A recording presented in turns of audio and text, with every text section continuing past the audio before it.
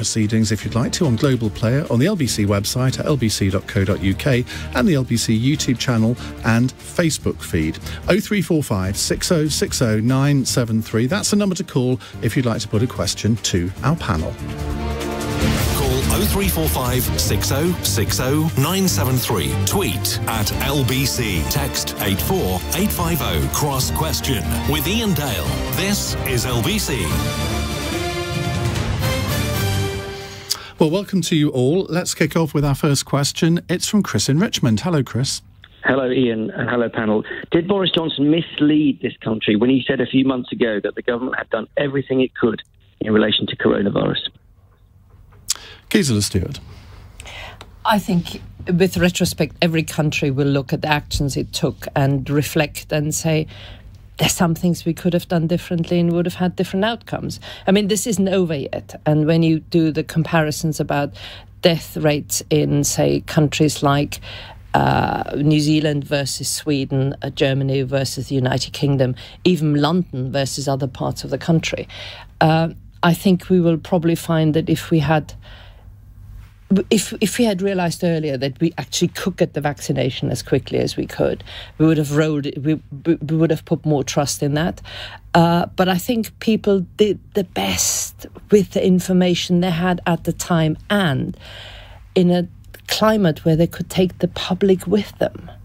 You know, I think if at the very beginning the Prime Minister had said we're going to have a 3-month lockdown, we would have said, you must be joking. Well, that's interesting, isn't it? Because that was the advice that the government got, apparently, from Sage, saying, well, look, if you do this too early, then the public won't accept it. And so they did delay it much longer than some other European countries. And this report today from the Select Committee essentially says, well, if the lockdown had happened earlier, there wouldn't have been so many deaths. Can I just give you one really interesting example about vaccination?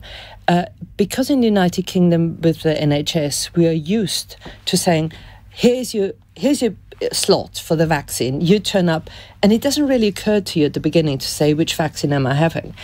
In Germany, where they're used to having selection and choosing their doctors, they had lots of people saying, oh, I'm not having this one, I have the other one. So they faced different kinds of problems which were based on the culture and the response of the population. That's why I think with hindsight, we will all find that some things we got right in common, other things we got wrong specifically, or got wrong because our populations responded differently. Anthony, bring a historical perspective into this, because obviously this is a unique thing. I don't know if there was a full public inquiry, or even, well, the Select Committees didn't really exist after the Spanish flu pandemic in 1918 to 20, did they? But has there ever been a similar situation in this country where a government has been faced so suddenly with this kind of problem? And if there hasn't been, is the Select Committee right to say, well, we got so much was got wrong and this is why? Or should, as Gisela says, should they be granted a little bit of slack? Well, Iain, I think it depends where you're coming from. If you are one of the many tens of thousands of people who've lost loved ones and relatives, you're going to feel very differently about this, and that is utterly heartbreaking and tragic for them. There was not anything like this in history. The Spanish flu epidemic that came at the end of the First World War, which killed 500,000 people in this country and some 50 million globally, with a much smaller world population, British population, then than now, shows you how devastating these epidemics can be. Clearly, Gisela makes a point, which is you can't take a government out of a blue sky. You've got to look at both what other countries have done and look at the record here of death and illness compared to other comparable countries. I mean, not China, because China is a totalitarian country and it can do things that you can't in this country. And you also have to look at what the public could have taken. And So there's that trade-off between, Gracie will talk about this obviously, I mean the trade-off between liberty in a democracy and a totalitarian government that just whacks everything down. So I fear that making easy culprits and easy targets of the scientists or even the politicians, and just because they are politicians and ministers doesn't necessarily mean that they're bad or sinister or malign. I do think they were trying to do their best. They clearly are thinking of the political outplay on this. How will it go down in the country? How will it go down with their own voters? That perhaps made them wary with the right wing, in particular the libertarian right wing, very wary about a lockdown and infringements on liberty. Maybe a Labour government would have not been so wary of that reaction. Of course, you see that reaction carried on. Many on the libertarian right have continued to protest against unwarranted intrusions in individual liberty. But overall, I think that not least when we're still dealing with this, to make targets and to have a lot of animosity geared towards people who are still trying to get us through this is not helpful, and that we need in time a proper inquiry. And also, Iain, we need a lot more openness so that people at the time can see what was the scientific advice on which the politicians were reaching their decisions. Gracie, it's an interesting point that Anthony makes about the conflict between cracking down on the virus and civil liberties. You've obviously been wrestling with this yourself for the last 18 months. When you read the report or read the reports of the report earlier on, what was your immediate reaction? I mean, I think those aspects of it that really, really resonated were the aspects that said that, look, some people were really left out and underprotected by the government's response. Disabled people, people from ethnic minority backgrounds. And that's something that Liberty and many others raised alarm bells about really quite early on. We said this pandemic response has got to protect everyone and it's not going to hit everybody equally. And I don't think the government necessarily did enough to mitigate that differentiated impact on different people. But I also think that, I've been really interested in the response to this report, but I see, and throughout the pandemic, we've really had quite a binary conversation that's been essentially about lockdown or nothing. And I think that binary is really unhelpful, because I think it's completely legitimate for people to ask, I've asked, I'm from Leicester, should it have been illegal for me to have gone to my grandmother's house for as long as it was? Should the role of policing played such a significant role in the response to what was a public health crisis? I think those are really legitimate questions, but I think when we get stuck on lockdown, when, lockdown, yes or no, we miss the other things that the government should have been doing to support people to follow public health guidance. So it means we don't have a conversation, for example, about sick pay, about the fact that some people couldn't afford to be off work, about the fact that some people didn't have anywhere to isolate safely that wasn't their home, about the fact that there was very little enforcement against unsafe workplaces. So I think we miss all of those things when we particularly fixate. In Leicester. Indeed. So I think we miss all of that when we fixate on lockdowns. But also I think there's something about this report that makes it seem like the pandemic is over, and it's not over. And there are liberty threats that are coming down the line. So there are things that the government should be doing in any event, on vaccine passports. We shouldn't have vaccine passports, and we should be making sure that people do have that material support that they need to get them through whatever this winter might bring us. Monty, when you read the reports of this Select Committee report this morning, did you feel that the conclusions by and large were fair in their criticism of the government? Yeah, well, thank you for having me on your show, and thank you all the listeners, joining in. I must say that the government should have taken much faster action. That delayed lockdown, I think, March the 23rd, it should have been first week in March, and on a precautionary principle rather than waiting answers from scientists. There was too much, emphasis on waiting on facts, and... You can't make these judgments just based on instinct, can you? You've got to have some reason to make, particularly for a decision of that magnitude, and they constantly said, well, we are following scientific advice. Yeah, they kept on saying following scientific advice, but in fact it was just government advice. Boris Johnson and his government, they need to have that ability to make that judgment based on facts and science and think to themselves, actually, you know, if we acted faster, let's say, like I said, on a precautionary principle, then we would have saved, you know, thousands of, you know, lives from that point of view. If the scientists are telling you, if you lock down too quickly, the general public won't put up with it for as long as we think they need to, so you need to delay right up until the last minute. It would be a pretty brave Prime Minister to go against that advice.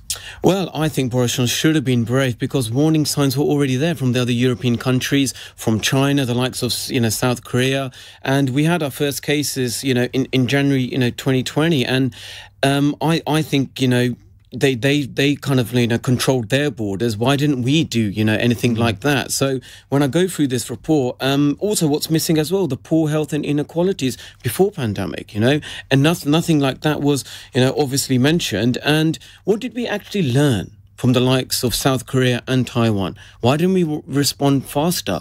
Was it the fact that the MPs actually showed not much interest from the other countries? You know, that sort of UK-centric attitude, you know. So I do believe that, you know, the likes of Keir Starmer should really, you know, hold the government accountable on why they were slow to react. Okay. Well, let's bring in another question on this because we've kind of touched on it in some of our answers already. Rupert in Lancaster, what would you like to ask?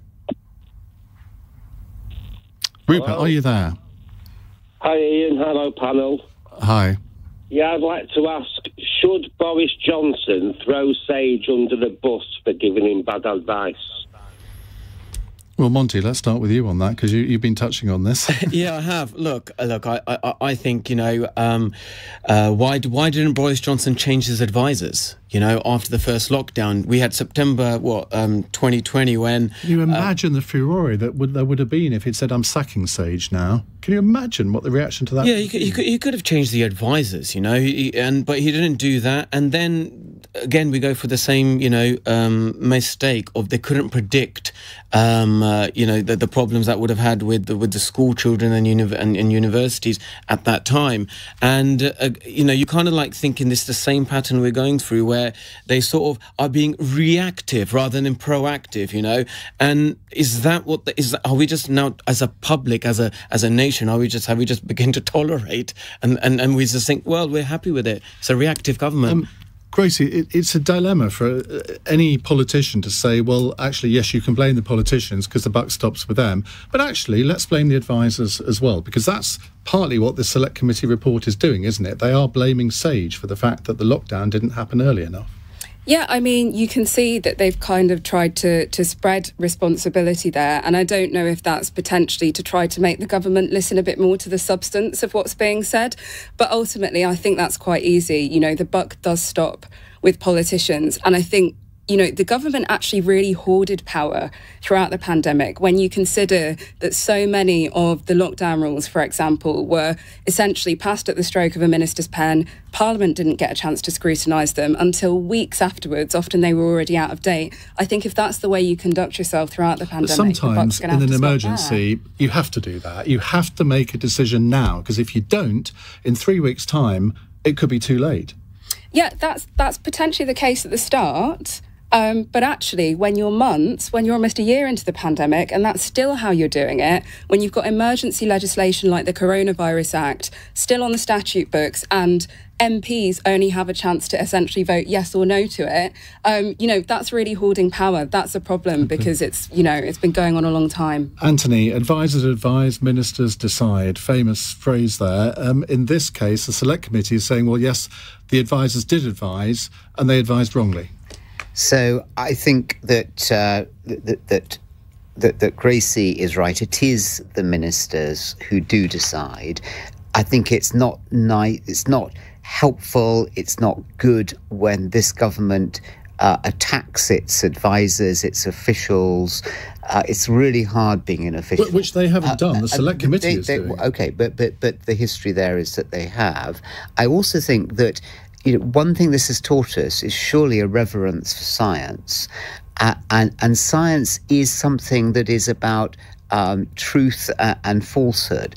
such as vaccines. Well, Ian, yes, I think it is, yeah. But we've learned that the scientists disagreed sometimes, that this is not fact and fiction. Scientists are a bit like when you have artists. A fast emerging, as you talked about at the beginning, when you have a fast emerging situation, it can be hard to understand what the science is telling. But when we get the science properly understood, it does tell you pretty accurately what is right, what is wrong. But the politicians then have to decide what it is they're going to do, what they can afford to do, what the opportunity cost, as economists say, what the knock-on costs. And I think that I think that we should not be blaming the scientists. Gracie pointed out the power of this government. Boris Johnson arrogated more power to himself in his early months as Prime Minister than any Prime Minister since your beloved Margaret Thatcher or perhaps Tony Blair during the Iraq War. He did have immense power and authority, but even I'm not particularly going for the politicians either. It was a very, very difficult, fast-developing, extraordinarily complex position. And I think the jury is still out. As Jeremy Hunt said, it's a game of two halves. I don't think that we've finished the game yet. Gisela, the question is, should Boris Johnson throw Sage under the bus?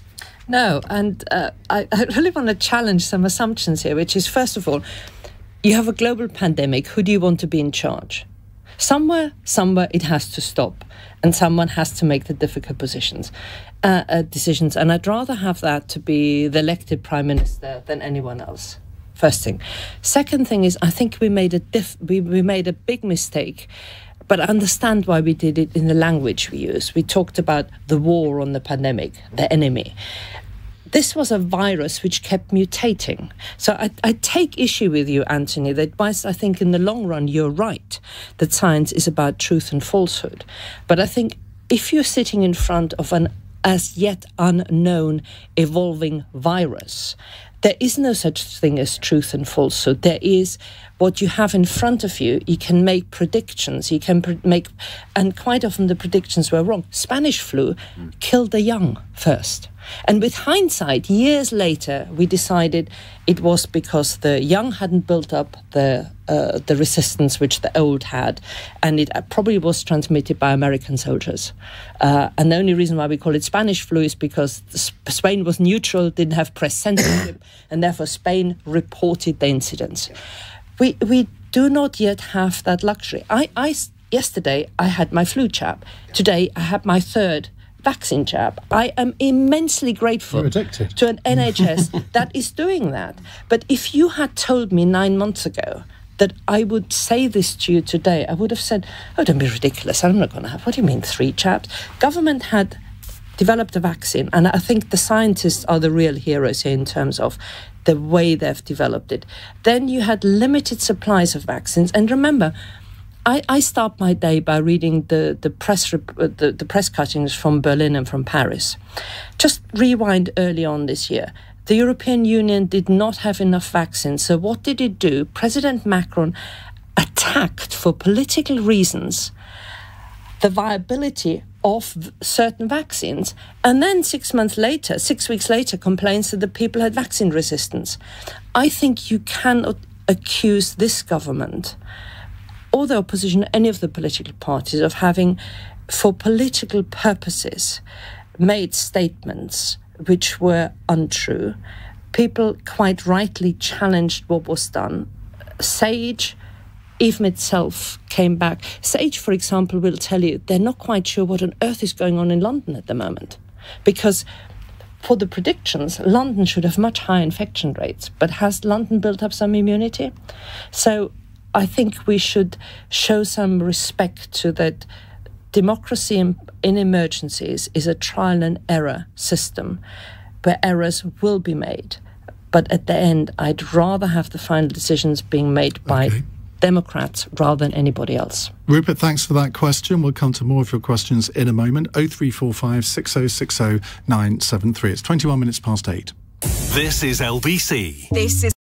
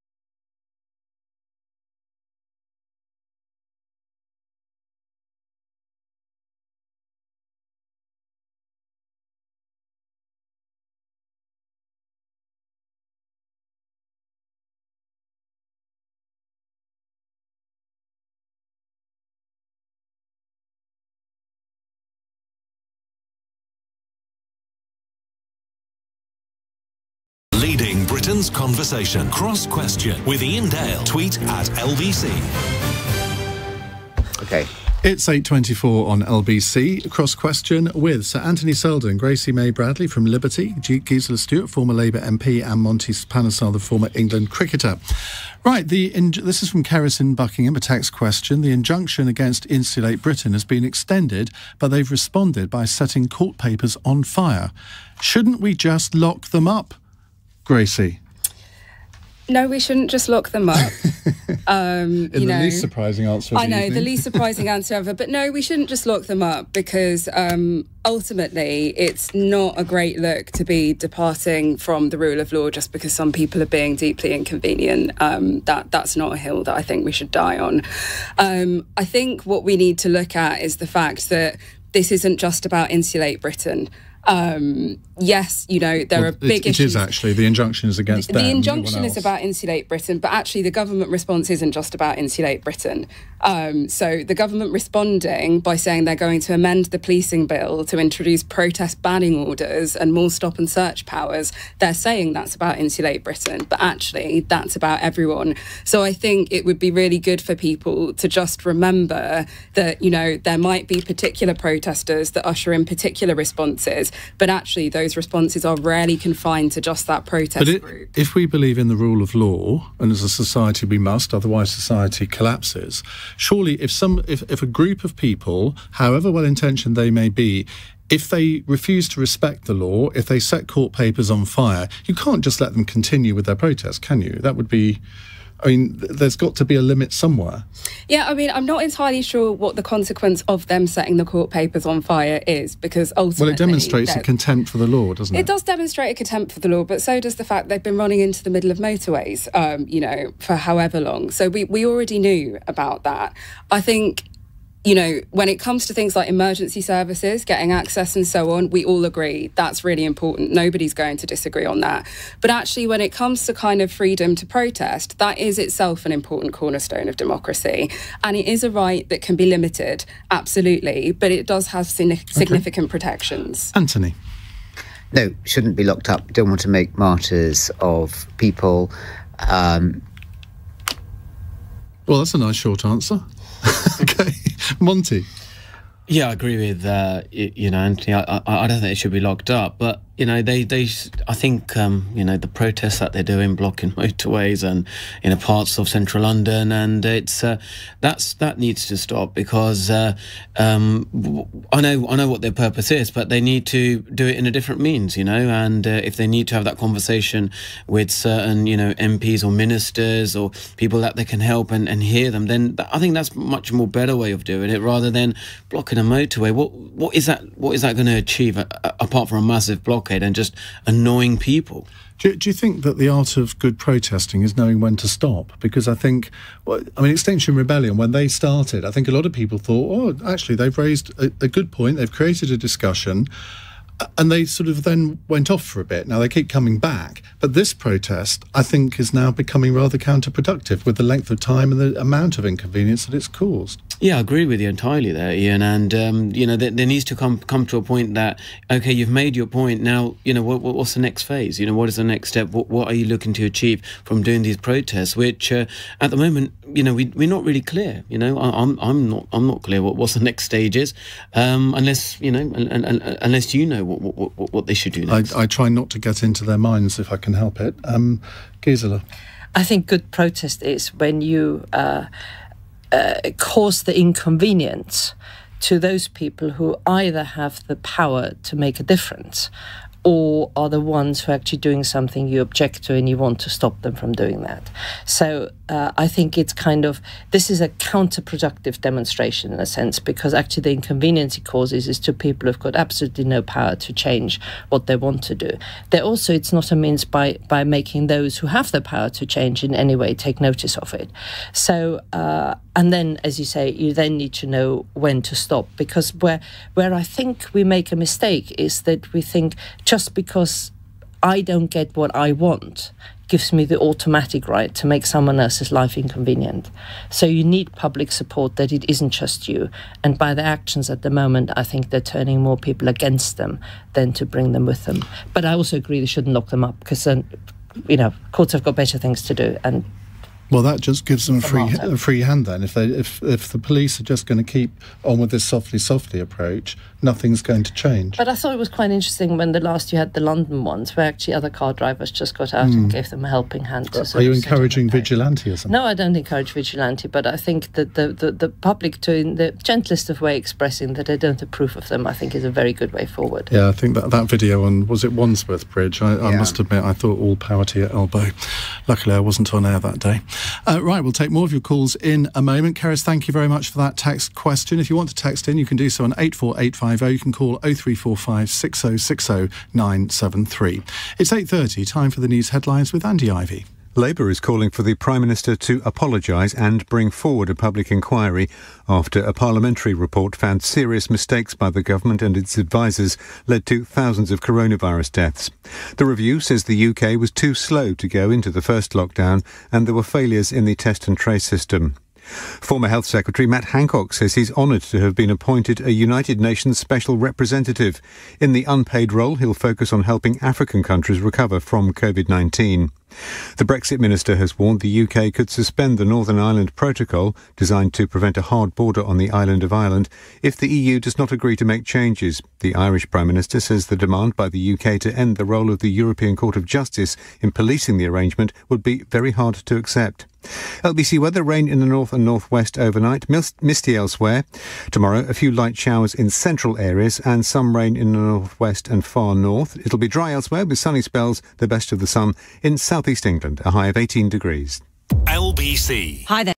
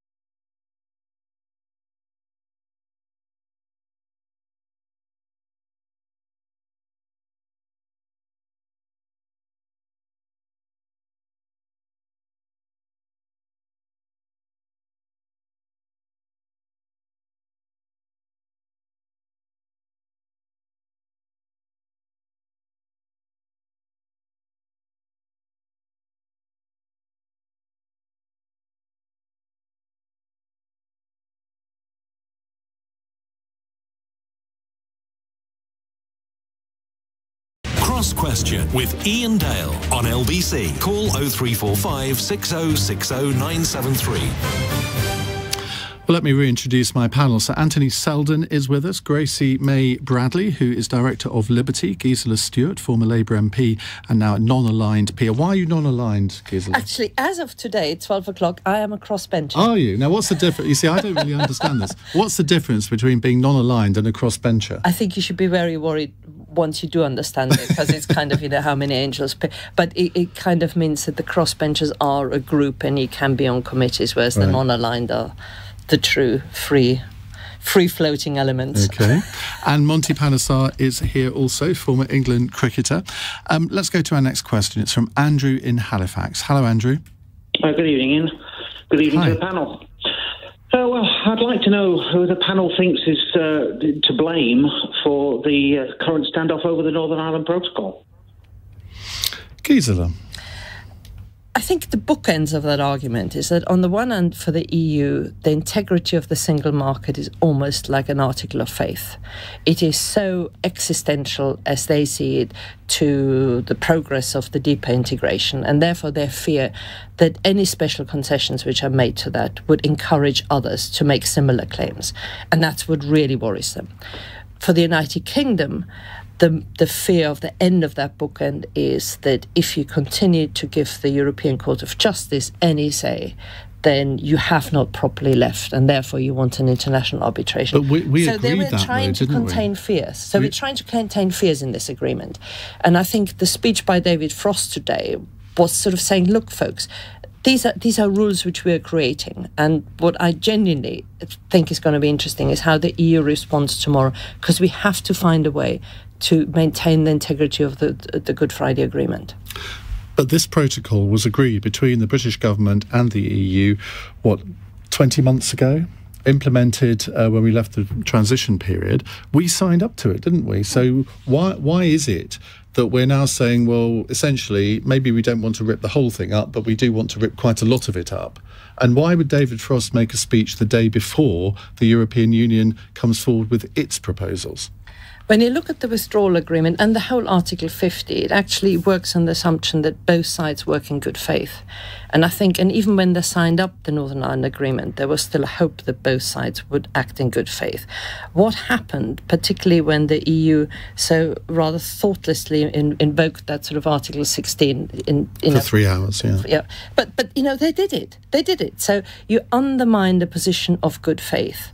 And this is now about restoring trust on both sides. The good faith is still there. So, I would blame, in a sense, that loss of faith. And I do hope that now that there's a clarity about what both sides regard as their real red lines, that we find an agreement, OK, Anthony? A lot of the questions tonight, Ian, are about blame, and I'm much more interested in the future and what we can do to work together.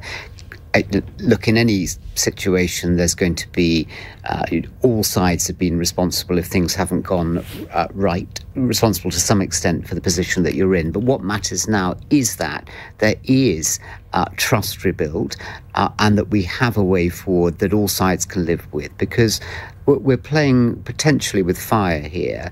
That if things go wrong in Northern Ireland, as we've seen again and again in history, they go very wrong.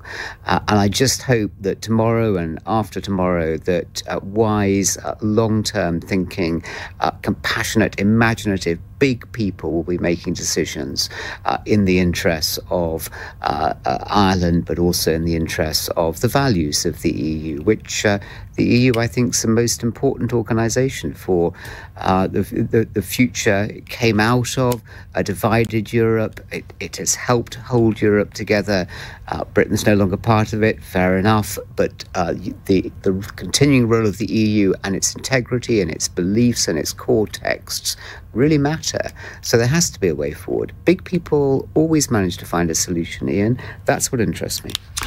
Graham in Whitstable has texted in, if a minister negotiates a deal which is successfully accepted and then aggressively claims the deal is a bad one, what should happen to that minister and the deal? I think Graham is talking about Lord Frost there. Monty?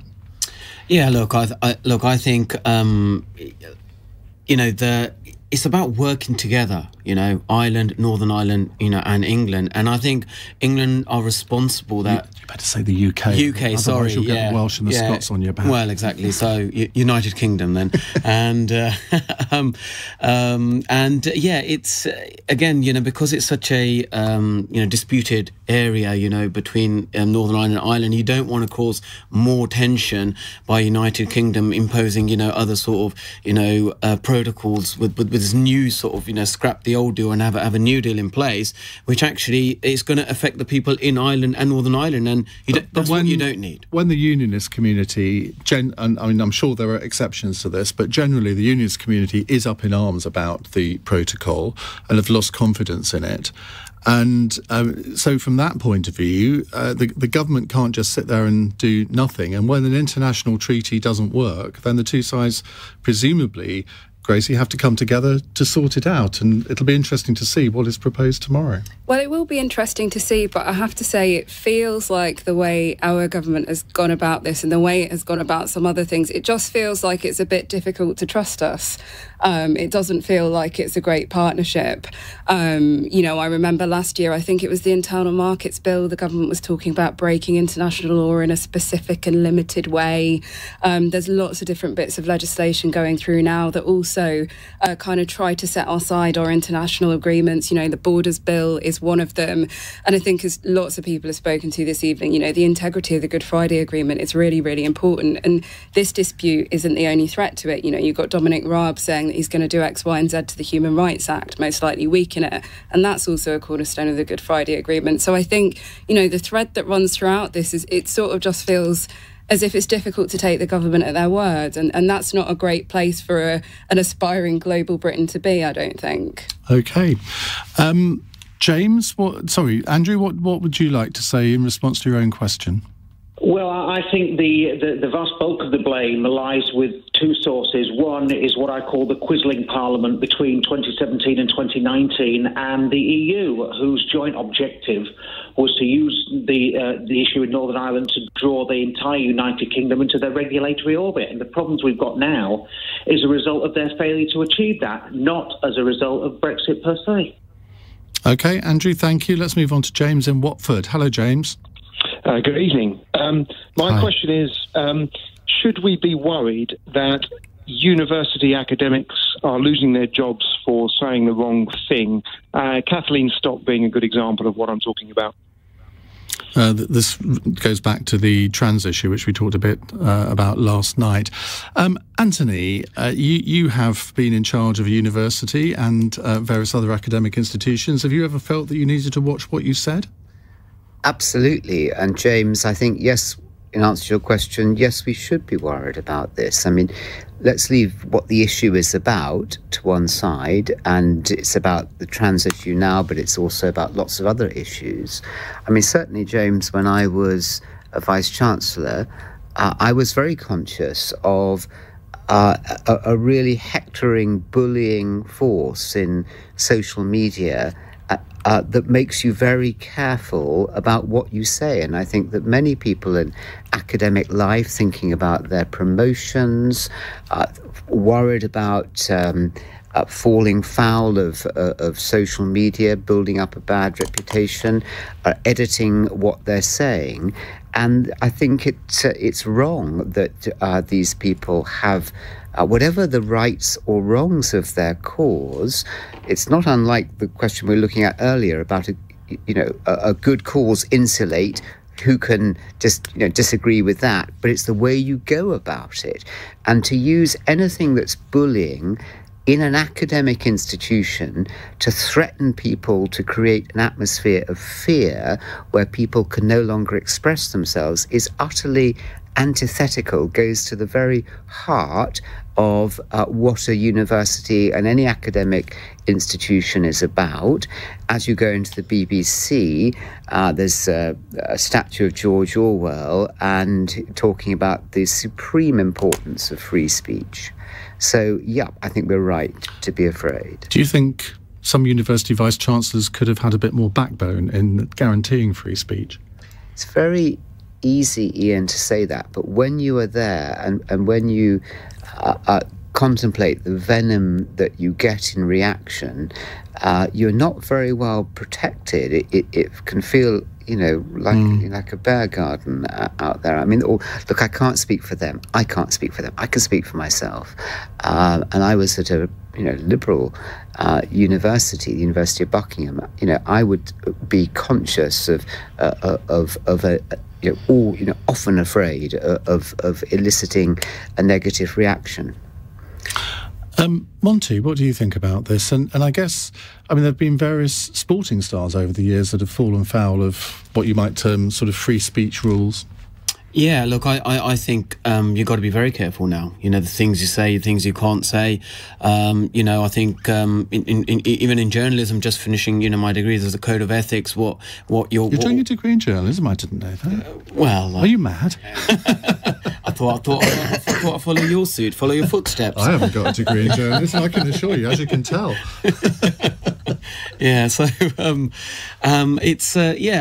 it's really important because these university academics they are held responsible in the messages that they give out, and they've got to be mindful of certain things which can trigger and actually cause harm in society as well. So if you feel like you can express and say whatever you want, but then it has a huge implication in society, then the consequence of that could be actually you lose your job. So yeah, look, I do believe that they've got to be very careful in how they portray themselves, because they are in position of influence. They do have a position of weight and power. The lecturers, associate professors, PhD graduates, in universities.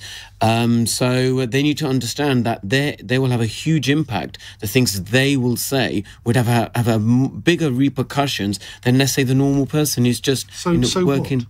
So what? Why shouldn't they be allowed to say what they want as long as it's within the bounds of the law?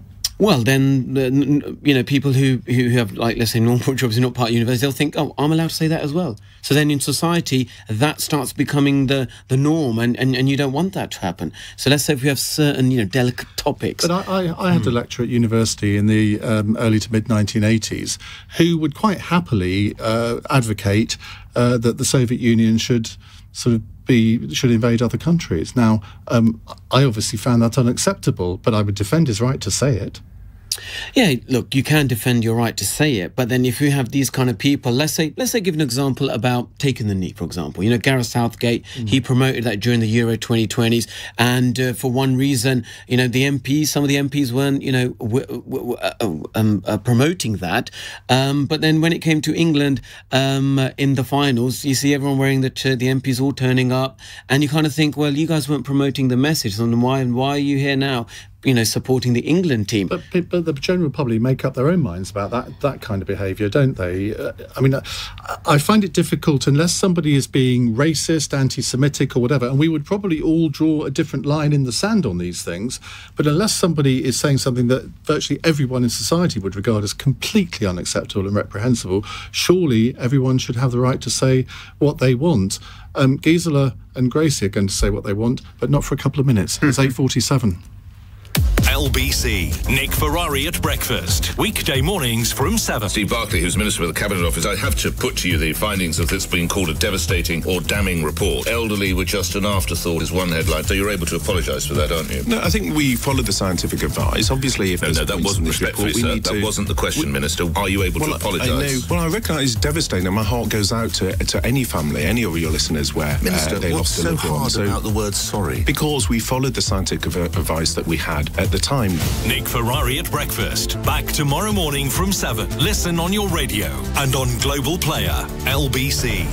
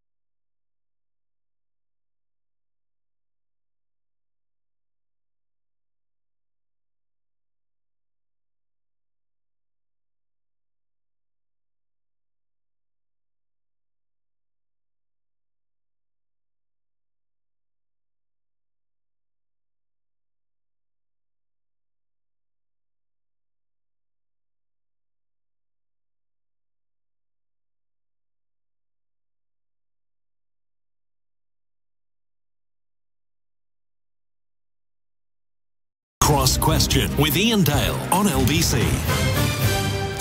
We have Sir Anthony Seldon, Gracie, Mae-Bradley, Gisela Stuart and Monty Panesar with us. The question from James has disappeared off my screen, but it was, should we be worried that academics are losing their jobs for saying the wrong thing? Gisela? Yes, we should. And one of the reasons why we should is that the worst censorship of all is self-censorship. It's the one which seeps into a spirit of exploring things. I mean, if you just think back, when Darwin published his theory of evolution, he was really offensive to a whole lot of people. If he had not published scientific discovery, we would not have made a lot of progress. So it's not just a kind of limited area, but I think we're going through a strange period at the moment where political discourse and disagreement and saying this is what I think and you can say, well, actually I disagree with you, has become so polarized that they say you're wrong and I'm right, and because you're wrong I'm more, So what issues would you say are completely non-negotiable, completely unacceptable? Okay, I just the last 5 years, the thing which I've experienced is I've never experienced before in politics, where post-referendum we went through a period where if you voted for Brexit you were bad, and if you voted for Remain you were good, and that was a stated thing, and that became really quite unpleasant, and that's when you have that rise of populism because people don't engage anymore. But you're quite right. Absolute falsehoods are unacceptable. There's, we've got legislation which defines racism, which defines, a whole thing incites hatred. So there is a line. But if you have in an academic context that you cannot even, for example, set a historic scene of what happened, then I do think we should be worried. Okay. We should be very worried. Gracie? I mean, I've spoken up for protest already this evening. Free expression is also a really important cornerstone of democracy. Free speech isn't an absolute right, and I think often when people talk about being faced with venom or being shouted down and so on, they're often also just talking about people who then spoke back and disagreed with them. So I think it's an interesting conversation. I mean, in the university context specifically, yes, academic freedom is really important. We also can't ignore that universities have a duty of care to their employees at large and also to the students who are on campus there. And academics have significant institutional power in that context. So I think that if students are, feeling uncomfortable, feeling unsafe, feeling like they're being completely disrespected, that doesn't mean necessarily that somebody should be silenced, but that is still a problem. So I think often we talk about free expression and we forget that, a lot of the time, in our human rights framework, free expression is about not being silenced by the state. It's about not having the police turn up at your door. It's about journalists being able to do their work freely. And that is the same on campus. But there are other things that come into play when we are at work or when we are, at school. In those other contexts, there is a duty of care. There are uneven institutional dynamics. And so, I'm always a bit sceptical about this narrative on witch hunts, because I think that one of the big shifts that we've been through over recent decades is that minoritized people have claimed their power and they speak back. We always have, but people do so more and more. And with social media, it's been more democratized. So, often when people are saying I'm being silenced, what they're saying is I don't have speech without consequence. Well, I don't think that's necessarily a bad thing. Right, let's go to a text question, and I want you to all emulate Anthony in this one and give very short answers, because then we can fit another one in. Tory MP James Gray has been dropped by St John's Ambulance after he said he couldn't tell between two government ministers of Asian descent, just weeks after he joked about putting a bomb in Annalisa Dodds' room at Labour Party conference. Is he fit to be an MP, Monty Panesar? Yes. You think he is fit to be an MP? Yes. And, well, I gave you a short answer. But do you want to justify your answer? Yeah. Look, I think sometimes we can have an overreaction to these kind of things, and I do think that's slightly being overreactive there, and people should. I think we sometimes, judge people too quickly and, just completely pigeonhole them. And, that I think by saying he's not fit, you've already pigeonholed this person. If he mistook you for Marion Ali and said, oh, well, they look the same to me, you don't think there's anything wrong with that? Well, look, you've got to... Obviously, you're the better cricketer, we know that. Oh, thank you, Ian. That ruins his chances of coming on, I suppose. Yeah, well, yeah. OK, Gisela. Well, you'd be amused, but 20 years ago, people used to confuse me and Jackie Smith, and I was regarded as a compliment. So many comments come to mind. But you see, the beauty of democracy is that in about, 3 years' time or what have you, 70,000 voters in James Gray's constituency, because no doubt the opponents will make a meal of this and put it on their leaflets. They will decide whether he's fit to be the MP, and if they decide not to, he's out of a job. OK. Gracie.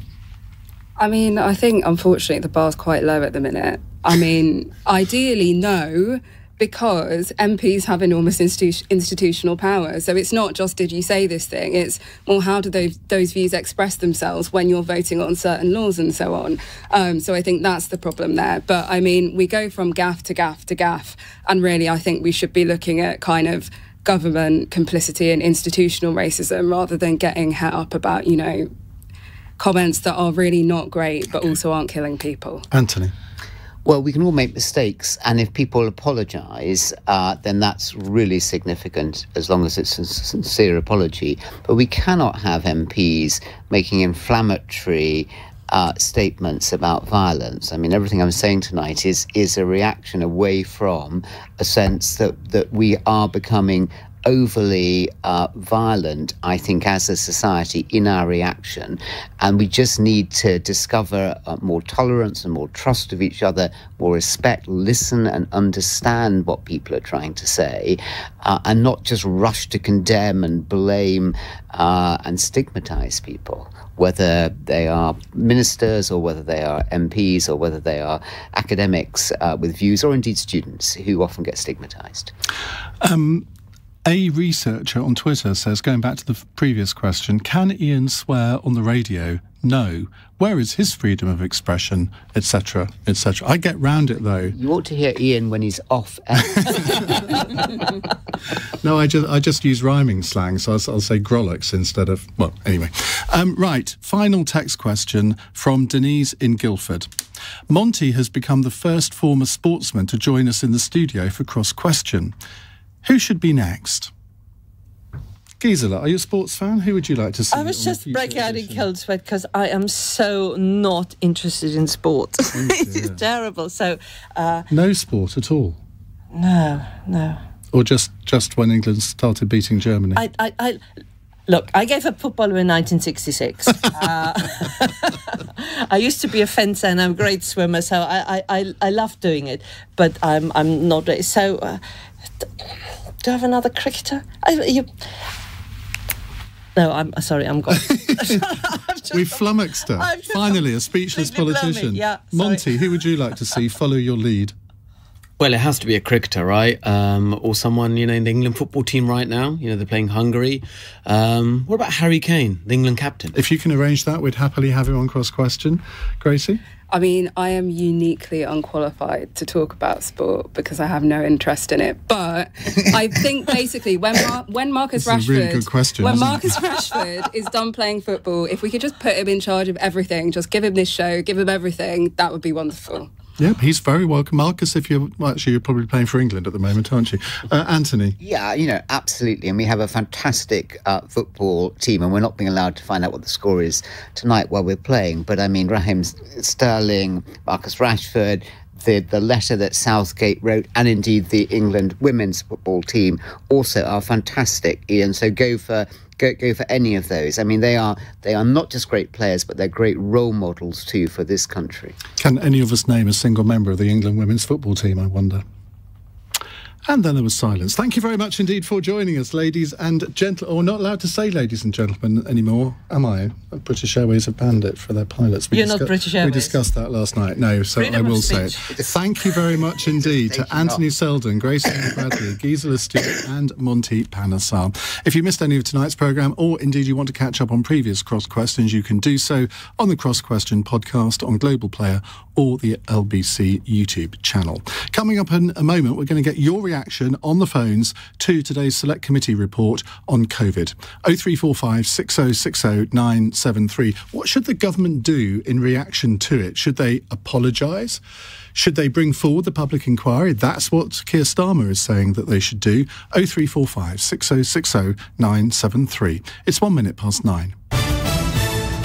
On your radio, on Global Player, and Play LBC. Leading Britain's conversation. This is LBC.